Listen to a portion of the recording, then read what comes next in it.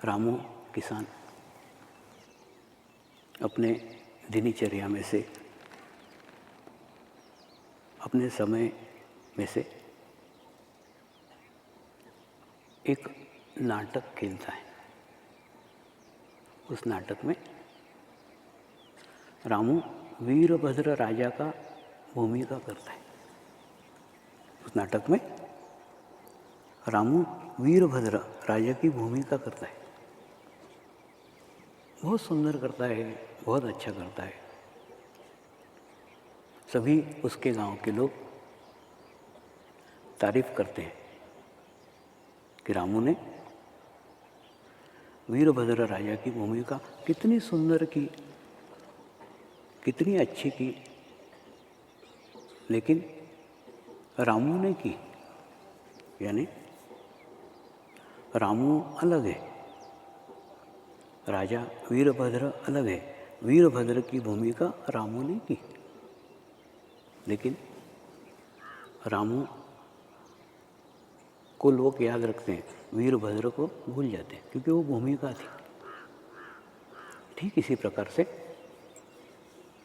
जब रामू की मृत्यु होती है तो लोग कहते हैं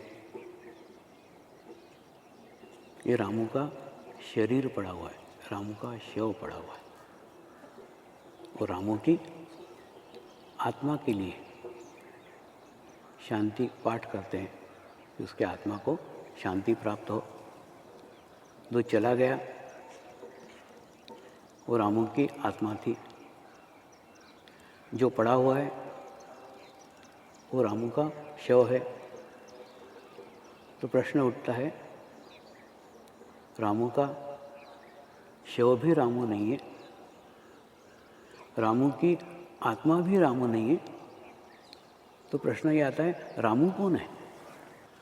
वास्तव में शरीर और आत्मा, इन दोनों को मिलकर के एक भूमिका तैयार होती है। वो भूमिका का नाम रामू है। और बेकार में जिंदगी भर रामू अपने नाम के लिए जीते रहता है। तो उस रामू की जगह आप अपने आप को रख करके देखो कि क्या आपका नाम है? वास्तव में आप एक भूमिका का निभाने के लिए, नाटक में रोल होता है कि नहीं, ऐसा एक नाटक की भूमिका करने के लिए इस धरती पे अवतरित हुए हो, धरती पे आए हो और आपने एक शरीर धारण किया है। उस शरीर का नाम वो है जो आपका है। आपकी भी एक भूमिका है, मेरी भी एक भूमिका है, मेरे को भी एक भूमिका सौंपी हुई है। उस भूमिका को मैं निभा रहा हूँ, आपको एक भूमिका सौंपी हुई, उसको आप निभा रहे हैं। लेकिन जो है वो अस्थाई है। रामू स्थायी था, वीरभद्र की भूमिका अस्थाई थी।